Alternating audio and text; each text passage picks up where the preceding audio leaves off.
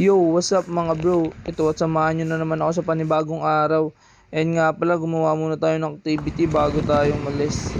Papasok nga pala tayo na ito sa school. Pero bago yon, pupunta muna tayo sa Ukayan. Ukay trip muna mga bro. Ayan nga pala, kasama natin si Esme. Ayan, babiyahe na nga pala kami papuntang Ukayan nito. Pagtapos din ng pag-uukay namin, re-rekta pasok na ako, mamamasahe ko na siya pa uwi. Ito nga pala, dito na kami. May nakuha nga pala kami dyan, 3 item nga lang. Pero goods pa rin, at least di tayo zero. Ito nga pala, nasa school na kami. Ang first subject pala namin, PE. At ayun nga pala mga bro, ito na yung last subject namin.